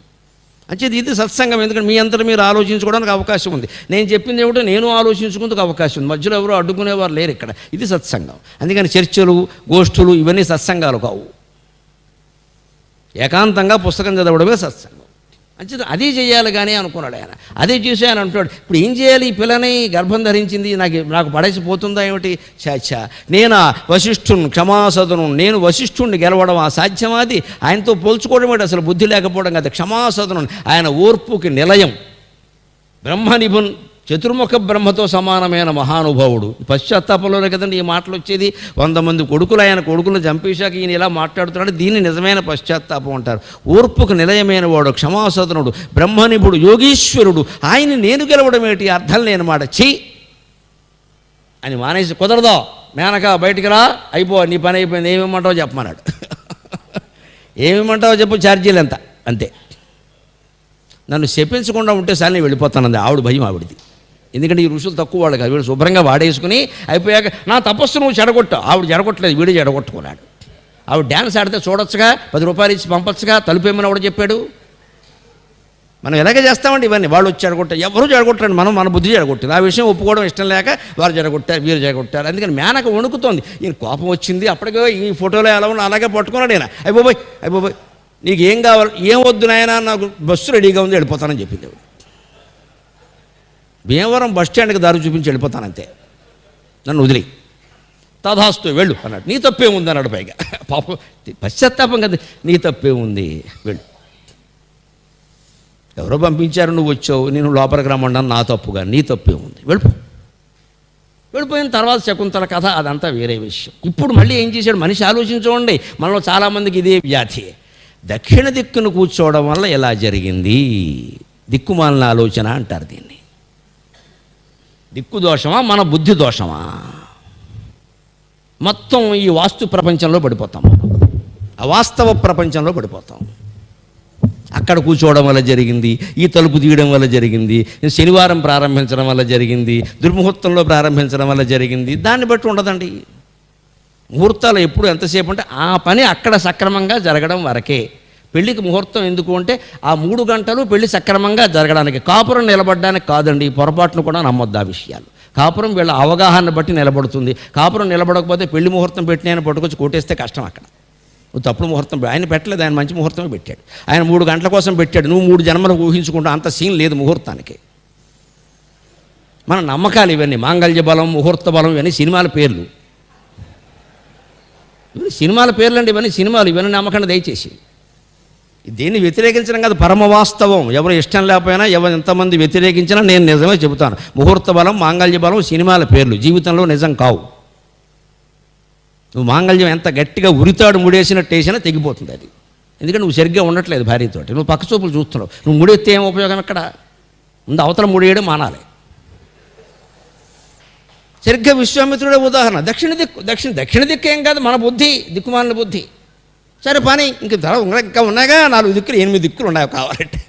కింద పైన కలుపుకుంటే 10 ఉన్నాయి. మన ఆలోచన సరిగ్గా ఉండడం. సో 10 ఏమిటండి, 20 ఉంటాయి. అందుకనే ఆయన పశ్చిమ దిక్కుకు మారాడు. అక్కడ కూర్చున్నాడు, మహాతపస్సు మొదలుపెట్టాడు. ఈసారి ఖచ్చితంగా చేయాలి, ఎవరు వచ్చినా ఏమీ లొంగద్దు. గమనించండి, కామవాంఛలకు లొంగడం అంటే తమో గుణానికి లొంగిపోవడం. తమో గుణానికి లొంగిపోవడం వల్ల ఈయన తపస్సు విఫలమైంది. మళ్ళీ మొదలుపెట్టాడు అక్కడ. అప్పుడు సరిగ్గా ఇదివరకు ఈయన ప్రయోగించిన కల్మాషపాదుడనే రాజు నాడే వశిష్ఠుని మీద కక్ష కట్టినవాడు, ఈయన శక్తిని అందులో ప్రవేశపెడితే 100 మంది కొడుకులను సంహరించిన వాడు వచ్చాడు ఇక్కడికి. మహర్షి, నాకు ఈ శరీరంతో స్వర్గానికి వెళ్ళాలని ఉంది అన్నాడు. ఎందుకంటే అప్పటికి ఆయనకి కల్మాషపాదుడు జన్మ, ఆ రాక్షసాంశ అయిపోయింది. మళ్ళీ మామూలుగా మహారాజు అయ్యాడు.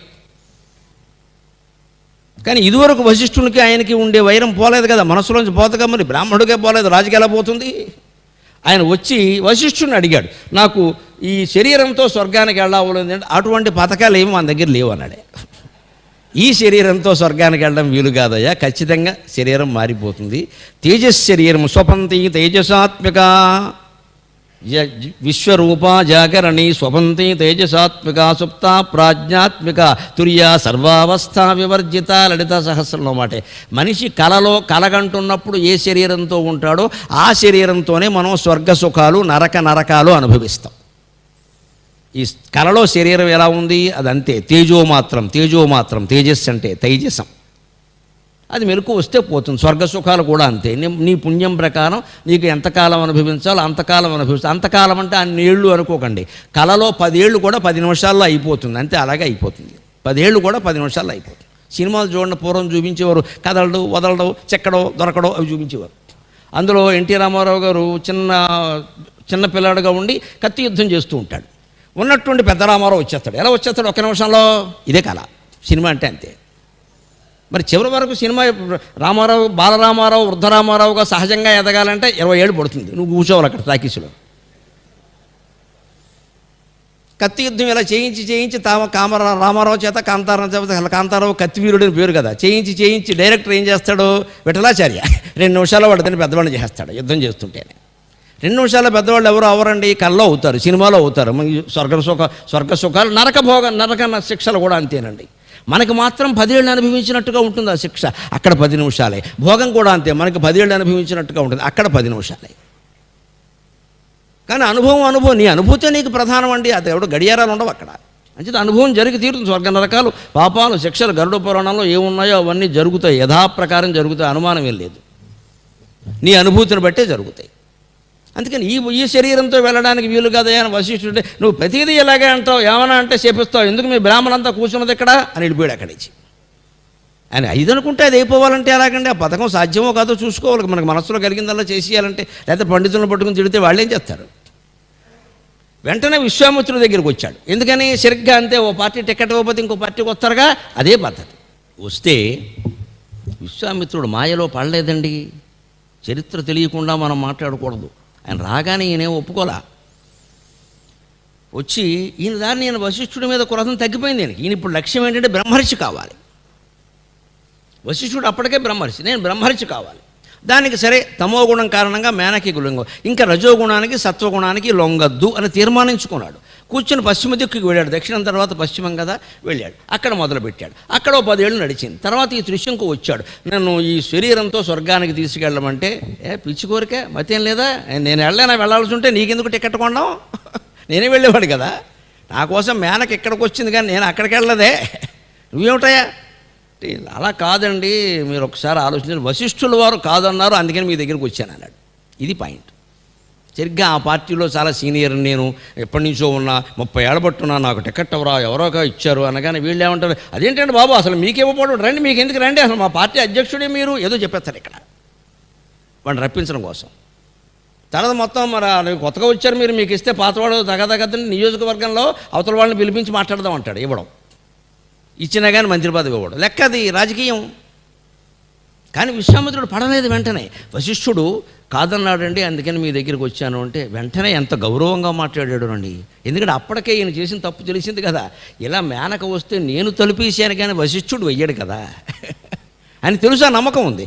ఇంత కామవాంఛలకు లొంగిపోయేవాడిని నేనా వశిష్ఠుడిని గెలిచేది అన్నాడు కదా. అందుకని వెంటనే అన్నాడు, ఏమిటయ్యా ఆయన కాదన్నదియా మాయడ జయించుకొందు, ఆయన కాదన్నదియా మాయడ జయించుకొందు, మరి త్రైలోక్యం వాయన అధీనము, మరి త్రైలోక్యం వాయన అధీనము, ఆయనక అవమానంబు చేత అరుగుమరుగుమీ. ఇది కల్పవృక్షం ప్రకారం, రామాయణ కల్పవృక్షం ప్రకారం విశ్వామిత్రుడు మాట్లాడిన మాట. ఎంత గౌరవమో వశిష్ఠుడంటే. ఆయన కాదన్నదియా మాయడ జయించుకొందు, ఆయన కాదంటే నేను చెయ్యాలా. అయితే ఆయన త్రైలోక్యం ఆయన అధీనం. వశిష్ఠుడు అంటే ఏమనుకుంటున్నావయ్యా, 3 లోకాలకే అధిపతి అవ్వగలడయ్యా. ఆయనకి ఇష్టం లేదు కాబట్టి అవ్వలేదు, లేదా దేవేంద్రుడిని పక్కకి పంపించి ఈయన అవ్వగలడు. అంత శక్తి ఉంది ఆయన గురించి, నీకేం తెలుసు అసలు. ఇది విశ్వామిత్రుని యొక్క భావన. అంటే ఆయన మనస్సులో వశిష్ఠుని పట్ల ఉండే శత్రుత్వం తగ్గుతోంది, ఇంచుమించు ఆవిరైపోయింది. అంటే 4 మెట్లు పైకి ఎదిగినట్టే. ఆ శత్రుత్వాలు తగ్గితే 4 మెట్లు పైకి ఎదిగినట్టే. ఆ తర్వాత ఏముంటాయి, కొందరి పట్ల మనకి మమకారాలు ఉంటాయి, మమకారాలు కూడా తగ్గాలి. ముందు శత్రుత్వాలు తగ్గించుకోవాలి. మమకారం పర్వాలేదు, స్నేహము మమకారం ఉండనియండి. ముందు శత్రుత్వాలు తగ్గించుకుంటే అవి లేకుండా అయిపోతే ఆ తర్వాత మమకారాలు బంధాల గురించి కూడా ఆలోచించుకుంటే అవి కూడా పోతాయి. ఏదైనా ఆలోచన వల్లే, ఏదైనా మౌనం వల్లే, ఏదైనా ధ్యానం వల్లే, ఎవరి అనుగ్రహం వల్ల పోతుంది అని కూడా అమాయకత్వం. మనం ప్రయత్నిస్తేనే పోతుంది. మన ప్రయత్నం మనం చేయవలసిందే, మన ఏడుపు మనం ఏడవలసిందే. వారిని ఆశ్రయిద్దాం, వీరిని ఆశ్రయిద్దామనో డబ్బులు ఖర్చు అయిపోవడం, సమయం నాశనం అయిపోవడం తప్పితే ఏమీ జరగదు. అడుగు కూడా ఆధ్యాత్మికంగా ముందుకు వెళ్ళలేం. నీ అంతటి నువ్వు నీ ఇంట్లో ఉండాల్సిందే, తలుపు వేసేయాల్సిందే, చెడత వేసేయాల్సిందే, ఏకాంతంగా కూర్చోవలసిందే. 10 నిమిషాలు వీలైతే 10 నిమిషాలు, 10 గంటలు వీలైతే 10 గంటలు నమ శివాయ, నమో నారాయణాయ, శ్రీమాత్రే నమః, ఏదో ఒక నామాన్ని పట్టుకుని భగవంతుడి సంగతి తేల్చుకోవలసిందే. అదే దొరుకుతున్నప్పుడు ఖచ్చితంగా. ఎన్నేళ్ళకైనా సరే దొరకపోయినా ఆ క్షణంలో ప్రాణం పోయినా పర్వాలేదు, ఉత్తమ జన్మ రమణ మహర్షి లాంటి జన్మ వస్తుంది, ఖచ్చితంగా దొరుకుతుంది. ఎందుకంటే చేసిన సాధన అది ఎక్కడికి పోతుందండి. స్వల్పమప్యస్య ధర్మశ్యత్రాయతే మహతో భయాత్ అంటాడు భగవద్గీతలో. నువ్వు కొంచెం చేసినా నేను జన్మజన్మలకు రక్షిస్తున్నాయి, చేయవయ్యా బాబు ముందు అంటాడు. మనం చేయమండి, ఎవరో చేసింది మనకి ఇచ్చేస్తే బాగుండని వాళ్ళ చుట్టూ తిరుగుతూ ఉంటాం. మనం వాళ్ళకి చందాలు ఇచ్చి, పీఠాలకి లక్షలు ఇచ్చి, మీ తపస్సును మాకు ఏమీ ధారపోయారు వాళ్ళు. వాళ్ళు తెలివి తక్కువ వాళ్ళ. విశ్వామిత్రుడు అది గ్రహించుకున్నాడు. అందుకని ఆయన కాదన్నది నేను చేయడం ఏమిటాయి, 3 లోకాలు ఆయన అధీనంలో ఉన్నాయి, ఆయనక అవమానంబు చేత, ఆయన కాదన్నది నేను చేస్తే ఆయన అవమానించినట్టే కదా, వెళ్ళవాయా. ఆ మాట విశ్వనాథ్ వారు ఎంత తేలిగ్గా అరుగుమ పోవాయా ఎవరక్కడ పంపేయండి అన్నాడు. ఆయన మళ్ళీ కడవంత గుమ్మడికాయ కూడా కత్తిపేటకు లోకు అంటారు కదా. అందుకని వెనక్కి వచ్చి, స్వామి కౌశిక గోత్రమే మీ వల్ల ఏర్పడిందండి, మహాతపస్వి, కాదంటే వెళ్ళిపోతాను. కానీ ఒక్క మాట, మీరు ఏదో ఆయన కొడుకుల్ని 100 మందిని చంపారని అంటున్నారు, ఆయన ఏమైనా తక్కువవాడా, నన్ను ఎందుకు చెప్పించాడో తెలుసా. నేనేదో నరమాంసం పెట్టానంటే ఆయనకి పొరపాటున, ఏమో నాకు తెలియక పెట్టానేమో, ఏదో అనుకుని మామూలు మాంసం అనుకుని పెట్టానో, లేకపోతే శాకాహారం అనుకుని పెట్టానో, అందుకని ఇంత చెప్పిస్తారండి. అంత కోపం ఉన్న వశిష్ఠుడి కంటే మీ కోపమే తక్కువ అన్నాడు. అప్పుడు అని ఇలా అయ్యాడు అనమాట. పొగడ్త ఎంత పని చేస్తుందండి. పొగడ్త చెవిటివాడికి కూడా వినపడుతుంది అంటారు. అందుకనే ఇంకో అస్త్రం వేశాడు, రాజకీయం. ఆయన మామూలుగా చిన్న విషయానికి అంత నువ్వు కుళ్ళిపోతావు, రాక్షసుడు అయిపోతావు అని చెప్పించాడు. సార్ ఏమిటండి ఇది, ఇలాగే ఉంటుందా అన్నాడు ఆయన. అవునా, నాకే కోపం అనుకున్నా, నేను దుర్మార్గుడు అనుకున్నా, నాకంటే దుర్మార్గుడు అనమాట. రా కూర్చో, కాఫీ పట్టరా, 1/2 పట్టుకురా, ఏం కావాలని అడిగాడు. ఇది ఏమనాలండి ఈ బుద్ధిని? ఇదే రజోగుణం. అంటే ఈ మనిషిలో తమో గుణం కొంచెం తగ్గింది, కానీ రజోగుణం పోలా, పోటీతత్వం. ఏం లేదండి, చాలా చిన్న విషయం, నాకు కొంచెం ఈ బొందితో ఇలా ఏదో ఊరికి విమానం ఎక్కాలని ఉందన్నట్టుగా మాట్లాడుతున్నాడు ఈయన. ఇది విశాఖపట్నం విమానం ఎక్కితే చాలన్నట్టు. కానీ చేస్తాను, నీకెందుకు, నీకు మాట ఇస్తున్నాను కదా, పైగా నేను ఇందాకేదో అన్నాను, కానీ ఆయన కాదన్నా చేస్తే నాకే గౌరవం, మరి అదండి అన్నాడు. అంతే రచ్చకొడిచాడు శుభ్రంగా, అంతే మొత్తంగా పంపు కొట్టించాడు. ఇక్కడ గాలి టైర్ అంత లావు అయిపోయింది. ఈ సన్నాసి కోసం తపస్సు మొదలెట్టాడు. ఏమనాలి ఈ పెద్ద మనిషిని? ఆయన కోసం తపస్సు మొదలెట్టాడు. అందుకోసం తపస్సు చేసేసరికి సహజంగానే మళ్ళీ ఆటంకాలు బాగా వస్తాయి. ఎలా వచ్చాయో చూద్దాం. మేనక తర్వాత ఆయన తపస్సు ఎంత పరిణతి చెందింది అంటే, రంభ వచ్చినా కాదన్నాడు ఆయన. రంభను పంపించాడు. మళ్ళీ దేవేంద్రుడు తక్కువ వాడు కదా, ఇంతకంటే కొంచెం అందకంటే సీనియర్ ఆర్టిస్ట్ కదా, ఆవిడని పంపించాడు.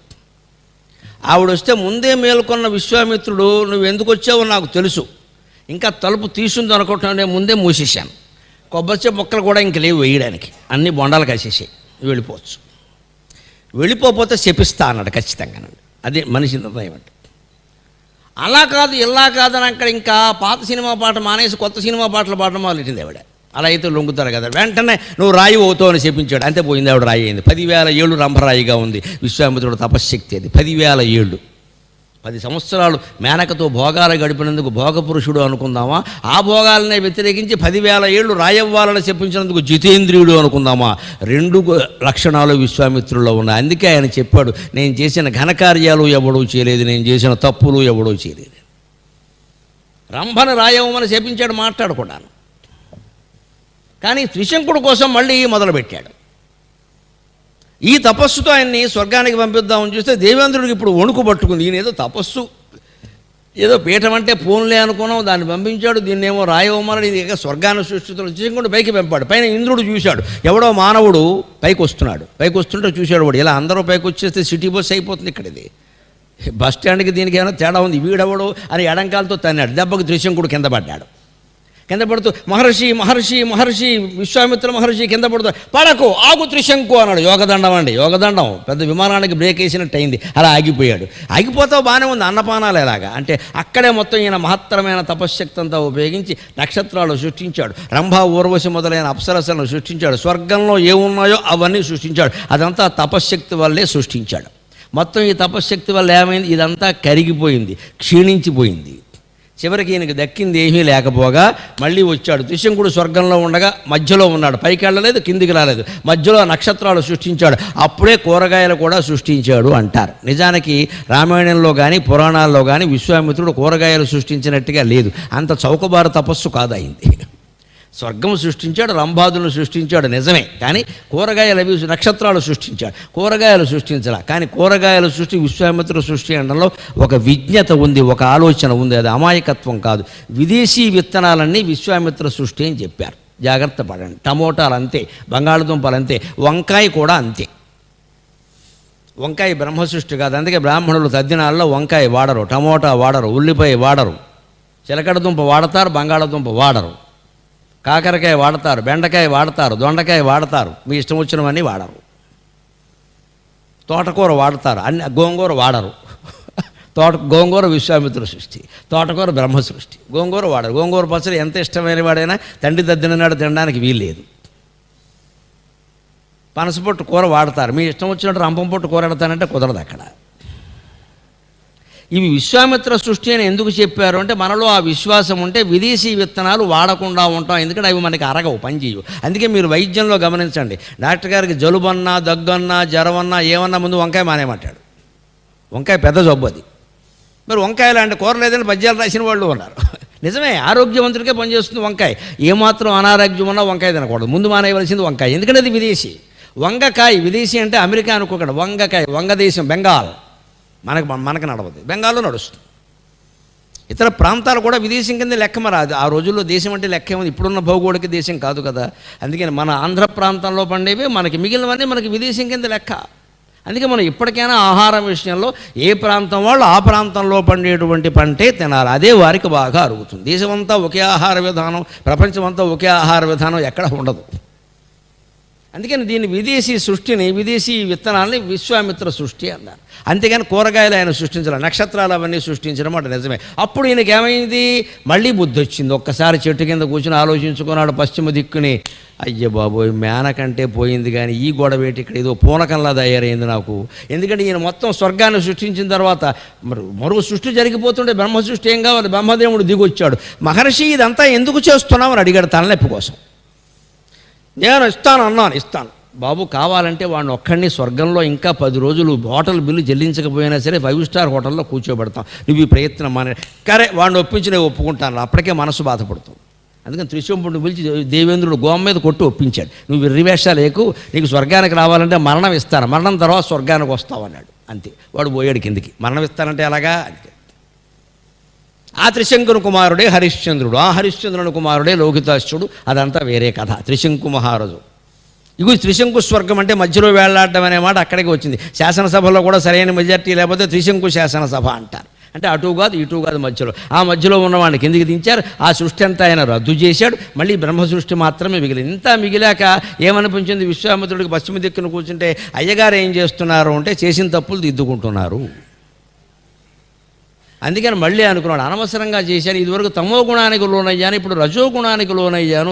ఇంకా ఏ గుణానికి లోను కాకూడదు, మన పని మనం చేసుకోవాలంటే మళ్ళీ ఏమనిపించింది, మనకుండే శంకలే. అసలు పశ్చిమ దిక్కు పనికిరాదని చెప్తూనే ఉన్నారు టీవీలో. నేను అనవసరంగా కూర్చున్నాను ఇక్కడ. అందుకే ఈ దిక్కుమాలిన ఆలోచన నాకు. అది ఉత్తర దిక్కుకు మారాడు. అక్కడ మళ్ళీ తపస్సు మొదలెట్టాడు. అక్కడ మొదలెట్టేసరికి ఏమైంది, దేశాన్ని పాలించే రాజుగారు ఒకడు యజ్ఞం తలపెట్టాడు. ఆ యజ్ఞంలో తప్పనిసరి వరుణుడు చెప్పిన మీదట నరబలి వేయాల్సి వచ్చింది. ఆయన కొడుకుని బలి వేయడానికి ఏ రాజకీయ నాయకుడు ఒప్పుకుంటాడండి? మనమే కదా బలిసేది, మనమే కదా లోకువా. అందుకని ఊళ్ళో చాటింపు వేయించాడు. ఎవరైనా తమ కుమారుణ్ణి బలికి సిద్ధమే ఇస్తే ఆ కుటుంబ పోషణ మొత్తం మేము చూస్తామన్నాడు. ఒక ఆయనకి 3 పిల్లలు ఉన్నారు, మగ పిల్లలు. అందులో పెద్దవాడినేమో నేను ఎవరైనా తండ్రి అన్నాడు, చిన్నవాడిని నేను ఎవరైనా తల్లి అయింది. మధ్యవాడు లోకువా. ఎవరైనా ఆలోచించుకోండి. దత్తత ఇచ్చినా సరే మధ్యవాడిని ఇచ్చేస్తూ ఉంటాను. ఈ మధ్యవాడు అటు ఎటు కానివాడే అంటారు లెక్క. ఆ మధ్యవాడే సునశ్శేపుడు, ఋషికుమారుడు. ఆయన తండ్రి పోటుగాడు ఋషికుడే అంటారు. ఆ సునశ్శేపుడు నరపశువు యజ్ఞంలో వేస్తారు. అందుకని తీసుకెళ్ళిపోతుంటే ఏడిచి స్వామి నన్ను కాపాడండి, స్వామి నన్ను కాపాడండి అని ఆ ప్రాంతంలో, ఉత్తర దిక్ ప్రాంతంలో విశ్వామిత్రుడు తపస్సు చేస్తున్నాడనే వార్త తెలిసింది. ఈయనకి ఏదో పూర్వకాల బంధుత్వం ఏదో ఉందో, మొత్తం బీరకాయ పీచు అది కలిపేసి మా మేనమామ తోడలుడు మేస్టార్కి తమ్ముడికి చదువు చెప్పినటువంటి మేనమామ నన్ను కాపాడవయ్యా అని ప్రార్థన చేశాడు. విశ్వామిత్రుడిలో సత్వగుణం ప్రకోపం చెందింది. అయ్యో అయ్యో అయ్యో, పిల్లాడు తల్లి తండ్రి అమ్మేసేట, బుద్ధి లేకుండా చచ్చిపోతాట, అదేమిటి నేను అలా ఉంటే అలాగా అని వెంటనే వెళ్ళి తన మంత్రజలంతో ఆయన గాయత్రి మంత్రోపదేశం చేశాడు. విశ్వామిత్రుడు తన తపస్సు ద్వారా మహత్తరమైన గాయత్రీదేవిని ప్రత్యక్షం చేసుకున్నాడు. ఉత్తర దిక్కు తపస్సు ఫలించింది. అందుకని గాయత్రీదేవి ఆయనకి దర్శనం ఇచ్చింది. చాలా గొప్ప ఆనందాన్ని పొందాడు ఆయన. ఆ గాయత్రి మంత్రంతో ఈ సునశ్శేపుడికి ఉపదేశం చేసి ఇది చదువు, నీ మెడ మీద వేసిన కత్తి ఊరికే ధర్మోకోల్లా అయిపోతుంది, అది కత్తిలా ఉండదు నాయన, అట్ట ముక్క ఏం చేయదు అన్నాడు. నిజంగానే ఆశ్చర్యకరంగా అతన్ని బలివేయబోతుంటే ఆ కత్తి చేతిలోంచి ఎగిరిపోయింది. గాయత్రి మంత్రం అంత రక్షణ కల్పిస్తుంది. అందుకని నగాయత్రియా పరం మంత్రం నమాతు పరదైవతం, తల్లిని మించిన దైవం లేదు, గాయత్రిని మించిన మంత్రం లేదు. ఈ మాట ఎవరన్నారో తెలుసా? చాణక్యుడు అన్నాడు. లోకంలో ప్రచారంలో ఉంది, చాణక్య నీతి సూత్రాల్లో ఉంటుంది. ఈ శ్లోకం రాసింది చాణక్యుడు. గాయత్రిని మించిన మంత్రం లేదు. సునశ్శేపుణ్ణి కాపాడాడు, బాగానే జరిగింది. ఎక్కడ జరిగింది ఇది? జరిగిన తర్వాత ఈయనకి అనిపించింది, అయ్యయ్యో సునశ్శేపుణ్ణి కాపాడాక వెంటనే ఒక ప్రాణిని కాపాడాను అని చెట్టు కింద కూర్చున్నాడు. ఈ ప్రాణిని కాపాడిన ఆనందం కూడా 10 minutes ఓన్లీ, 10 నిమిషాలే ఉంది. అప్పుడు 100 మందిని చంపిన ఆనందం కూడా 10 నిమిషాలే ఉంది. 10 ఏళ్ళు అనుభవించిన సౌఖ్యం కూడా తలుచుకుంటే 10 నిమిషాలే ఉంది. మనిషిని కాపాడిన ఆనందం కూడా 10 నిమిషాలే ఉంది. బ్రహ్మసృష్టికి ప్రతిసృష్టి చేయగలిగాననే ఆనందం కూడా 10 నిమిషాలే ఉంది. 10 నిమిషాలు మించిన ఆనందం నాకు దొరకదా? వశిష్ఠునికి దొరికిన ఆనందం నాకు ఎందుకు దొరకదు? నేను ఎందుకు లోనవుతున్నాను ఇలాగా? మేనక కారణంగా తమో గుణానికి లోనయ్యాను, త్రిశంకుని కారణంగా రజోగుణానికి లోనయ్యాను, సునశ్శేపుని ప్రాణం కాపాడడం కారణంగా సత్వగుణానికి లోనయ్యాను. దేనికి లోను కాకుండా గుణాతీతంగా నేను ఉండలేనా అని అప్పుడు కూడా మళ్ళీ ఏమనుకున్నాడు?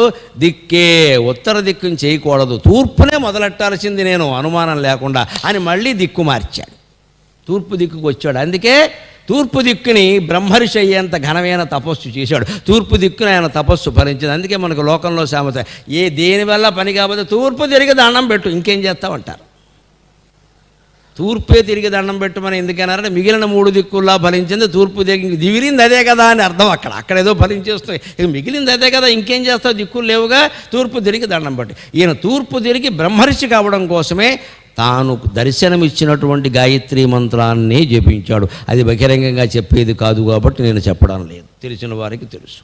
అందుకే ఆ మంత్రాన్నే జపిస్తూ ఉంటే ఆశ్చర్యకరంగా ఆయనకి గాయత్రీదేవి దర్శనమిచ్చింది. ఒక్కసారి పొంగిపోయాడు. గాడేపల్లి కుక్కుటేశ్వరరావు గారు బ్రహ్మర్షి కావ్యంలో ఆ గాయత్రి దర్శనమిచ్చిన విధానాన్ని వర్ణిస్తున్నాడు. మీరు అదృష్టవంతుడు. గాయత్రి గాయత్రి గాయత్రి అనుసుమౌని కనుగొని రచన్. అమ్మా ఇంతకాలం కనపడలేదమ్మా, నువ్వే కనపడి ఉంటే ఈ దిక్కుమాలిన మేనకలు, త్రిశంకులు, సునశ్శేపులు వీళ్ళందరూ నాకెందుకమ్మా, మీ దేవతలు మాకెందుకు కనపడరు, మమ్మల్ని ఎందుకు ముంచుతున్నారు ఇలాగా?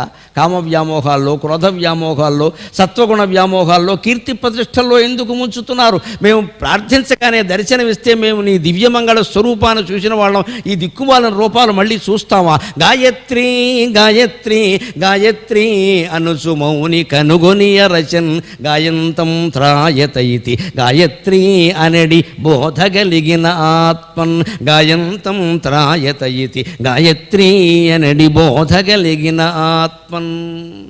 ఆ సంతోషావేశంలో మనం మాట్లాడతాం కదా, అప్పుడు కూడా 3 సార్లే వస్తుంది అనుకోకుండా గాయత్రి గాయత్రి గాయత్రి అనుసు మౌని కనుగొని ఎరచని. అమ్మ వెళ్ళిపోకమ్మా, నువ్వు ఇక్కడే ఉండు, నువ్వు వెళ్ళావంటే మళ్ళీ నేను ఏదో దుర్గుణానికి లోనైపోతాను తల్లి.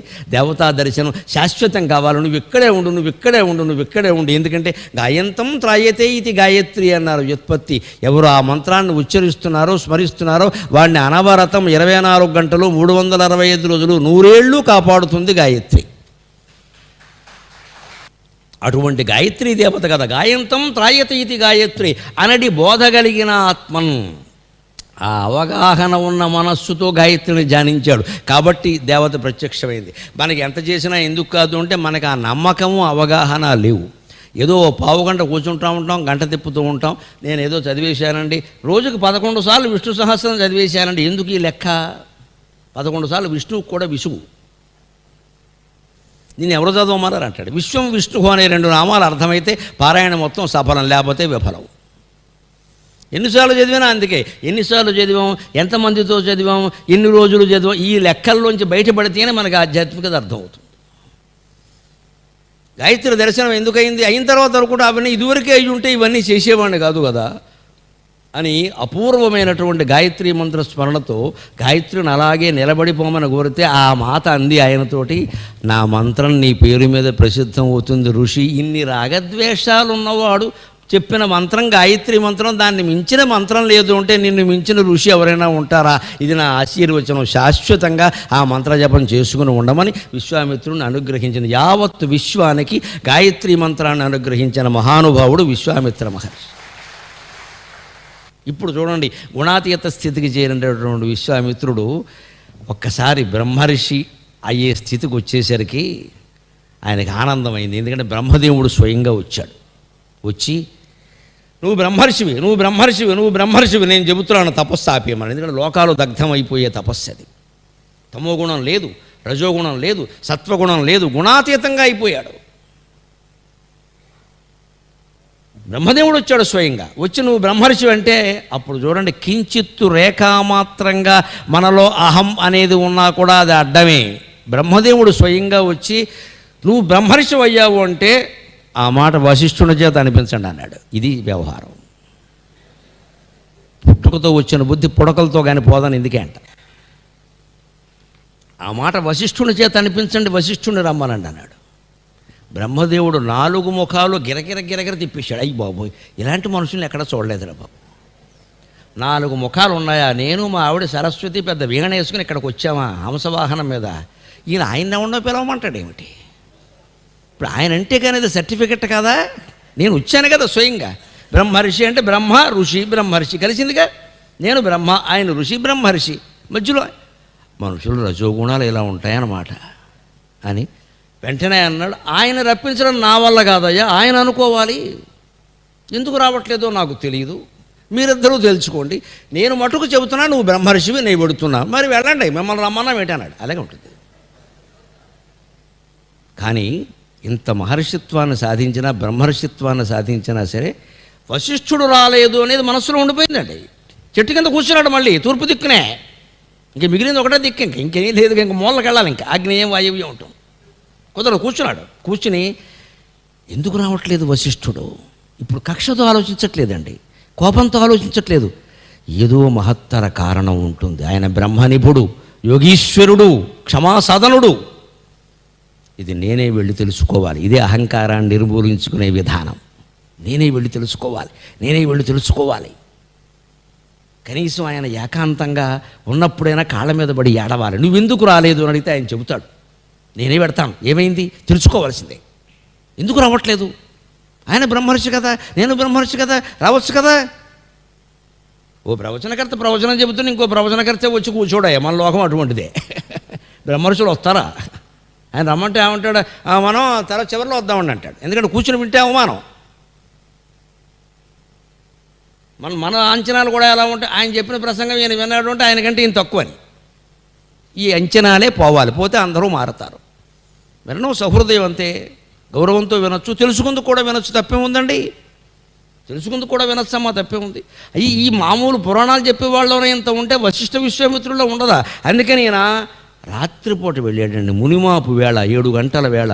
వశిష్ఠుని ఆశ్రమం సమీపంలోనే ఉంది, మరీ దూరం ఏం కాదు. వెళ్ళాడు. ఎందుకంటే వశిష్ఠుని ఆశ్రమం అంటే గౌహతి, అస్సాం ప్రాంతం. ఈయన తూర్పు దిక్కు వచ్చాడు కదా, ఈశాన్యమే కదా, వెళ్ళాడు. సరిగ్గా 7 గంటలకి 7:30 సమయంలో వశిష్ఠుడు చిన్న ఆముదం దీపం వెలుగుతూ ఉంటే ఏవో అట్టిపళ్ళలో ఏవో తింటూ అరుంధతీదేవితో మాట్లాడుతున్నాడు. ఇది చాలా గొప్ప ఘట్టం. ఈయన వెళ్ళాడు. ఆ పర్ణశాల దగ్గర తడిక గోడ ఉంటుంది కదా, అక్కడ నిలబడ్డాడు. లోపల నుంచి దంపతుల మాటలు వినపడుతున్నాయి. వినకూడదు, ఆ సమయంలో వినకూడదు. కానీ అరుంధతి వశిష్ఠులు కదా, 7:30 కదా సమయం. మన ఇది మరీ కూడని పనిలో ఏం ఉండరు వాళ్ళు. కానీ మాటలు వినపడుతున్నాయని ఆ చాపల్యాన్ని ఆపుకోలేక ఆ మాటలు విన్నాడు. ఈయన అదృష్టమో మరొకటో కానీ అప్పుడు అరుంధతి సరిగ్గా ఈయన మనస్సులో ఉన్న ప్రశ్న వశిష్ఠుడిని వేసింది. గాడేపల్లి కుకుటేశ్వరరావు గారు బ్రహ్మర్షి కావ్యంలో రాస్తారు. అరుంధతి అడిగింది, స్వామి, విశ్వామిత్రుడు తపస్సు చేస్తున్నాడు కదా, ఆయన బ్రహ్మర్షి అయ్యాడని బ్రహ్మదేవుడు చెప్పాడు కదా, ఇంకా మీరు ఎందుకు వెళ్ళలేదు? ఆయన మిమ్మల్ని రమ్మంటున్నాడు కదా, మీరు సాత్వికులు కదా, మీరు వెళ్ళొచ్చు కదా అంటే అప్పుడు చెబుతాడు, అరుంధతి అడిగావు కాబట్టి చెబుతున్నా, మనస్సులో అహంకారం ఉందే అది అగ్ని, శాంతం అనేది ఉందే అది నీరు. అగ్ని నీరు ఒక చోట ఉంటే పని జరగదు. నువ్వు శాంతగుణంతో ఉండాలి అంటే అహంకారాన్ని వదిలేయాలి పూర్తిగా, రవ్వంత కూడా ఉండకూడదు. అసలు ఆయనలో ఉన్న అహంకారపు రేఖ ఏమిటంటే వశిష్ఠుడు రావాలి అనేది అహంకారం. అది వదిలేయాలి. అది ఆయన వదిలేస్తే నేను వెడతాను, వదలలేదు, దాన్నే పట్టుకున్నాడు. వశిష్ఠుడు వస్తే నాకేమిటి, రాకపోతే నాకేమిటి, నేను బ్రహ్మర్షిలే కదా అంటే నేనే పెడతాను, ఇంకా దశ రాలేదు ఆయనకి. ఇది వశిష్ఠుని మాట. ఎంత లా పాయింట్ ఉంటుందో చూడండి శాస్త్రాలు, తపస్సులు. అందుకని అగ్నిపై నీరు జల్లిన అగ్ని ఆరు, అగ్ని నీరు పరస్పర శత్రువులు కదా. అగ్నిపై నీరు జల్లిన అగ్ని ఆరు, నీరు ఆవిరిగా మారు, ఆరి కడకు పచ్చి బొగ్గులు వాయు రూపము మిగులు, తవి వంటకునుగాక తవిలి త్రవంగరాక. అరుంధతి, ఆడుదానివి కదా, వంట చేస్తూ ఉంటావు కదా, నీకు తెలిసే ఉదాహరణ చెబుతున్నాను వినమ్మా. కుంపట్లో బొగ్గులు ఉంటాయి, అవి బాగా మండుతూ ఉంటే మీరు నీళ్లు చల్లుతారు. ఏమైంది? అగ్నిపై నీరు జల్లిన అగ్ని ఆరు, అగ్ని ఆరిపోయింది. నీరేమైంది? ఆవిరైపోయింది. నీరు ఆవిరిగా మారి కడకు, అక్కడ మిగిలిన రూపాలు ఏమిటి? పచ్చి బొగ్గులు మిగిలాయి, ఆవిరైపోయిన నీరు మిగిలింది. ఆ నీళ్లులా ఉంటే తాగడానికి పనికొస్తాయి, ఈ బొగ్గులు ఆరిపోకుండా ఉంటే మళ్ళీ వంట చేసుకుందుకు పనికొస్తాయి. ఇప్పుడు అగ్ని నువ్వు నీటితో ఆర్పడం వల్ల ఏమైంది? అగ్ని ఆరిపోయింది, నీరు ఆవిరైపోయింది, రెండూ పనికి రాకుండా పోయాయి. అగ్ని అంటే అహంకారం, నీరు అంటే శాంతం. శాంతంగా ఉండాలి అంటే అహంకారం వదిలేయాలి. కోపాన్ని, కామవాంఛల్ని, పట్టుదలని అవన్నీ అహం అనే దాని వల్ల వస్తాయి. అహం అనేదాన్నే వదిలి, నేను మనిషిని, నాకు ఈ పేరుంది, నాకు ఈ శరీరం ఉంది, నేను స్త్రీని, నేను పురుషుణ్ణి, నేను ఇంత గొప్పవాణ్ణి, నేను ఈ కులవాణ్ణి, ఇవన్నీ వదిలేస్తేనే శాంతం.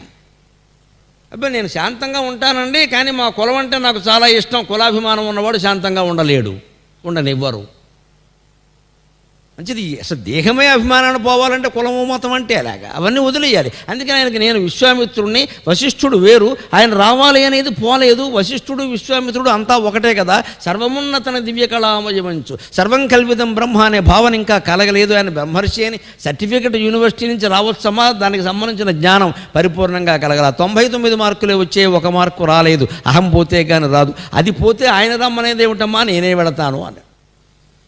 ఈ మాటలు తడికచాటు నుంచి వింటుంటాయి. బాబు ఎంత మహానుభావుడు, ఎంత మహానుభావుడు, ఇందుకోసమా ఈయన ఎంత అపార్థం చేసుకున్నాను నేను. నిజమే, ఆయన రావాలనే అగ్ని లాంటి పట్టుదల నా దగ్గర పెట్టుకుని, నీరు లాంటి గంగాజలం లాంటి ఆయన్ని పిలిస్తే ఆ జలం నా మీద జల్లితే నేను ఆరిపోనా? ఆయన ఆవిరైపోడా? ఉపయోగం ఉందా? ఆ నీళ్లు విడిగా ఉంటే తాగుతాం, అగ్ని ఆరిపోకుండా ఉంటే వంట వండుకుంటాం. దీంతో దాన్ని ఆర్పితే ఏమైంది? వంటకి బొగ్గులు పనికిరావు, మళ్ళీ మండించాల్సిందే. కష్టపడి అందులో కొంపటి బొగ్గులు మండించడం చాలా కష్టం. గంట సేపు పొయ్యి రాజేయాలి, అదే గ్యాస్ పొయ్యి కాదు. అలాగే నీరు ఆవిరైపోయింది, ఆవిరైన నీరు మళ్ళీ నీరుగా మారాలంటే ఆవిరి మేఘంగా మారాలి, మేఘం వర్షంగా కురవాలి, వర్షం మళ్ళీ నదుల్లో కాలువల్లో కురవాలి, నది మళ్ళీ సముద్రంలో కలవాలి, సముద్రంలోంచి నది నుంచి నీళ్లు తెచ్చుకోవాలి. ఇంత ప్రక్రియ జరగాలి కదా. అందుకని వద్దు అంటే అప్పుడు కూడా అరుంధతీ దేవింది, ఎంతకీ ఈ జ్ఞానం ఉందే సర్వం కల్విదం బ్రహ్మ అనేది ఎలా తెలుస్తుంది అని అడిగింది. చాలామందికి ప్రశ్న, బ్రహ్మజ్ఞానం అంటే ఏమిటి, ఎలా తెలుస్తుంది? దాంతో మనం సెలవు తీసుకుందాం. అందుకని అరుంధతీ దేవికి వశిష్ఠుడు చెబుతున్నాడు ఒక్క మాట, ఇది చెప్తే తెలిసేది కాదు. నాయమాత్మా ప్రవచనేన లభ్యతే, ప్రవచనేన లభ్యక, నా శృతినా నా బహునా శ్రుతేనా. చెబితే తెలిసేది కాదు. తనకుందానయి పుట్టి రావలయు కాంత ఇట్టి జ్ఞానము, తనకుందానయి పుట్టి రావలయు కాంత ఇట్టి జ్ఞానము. కావున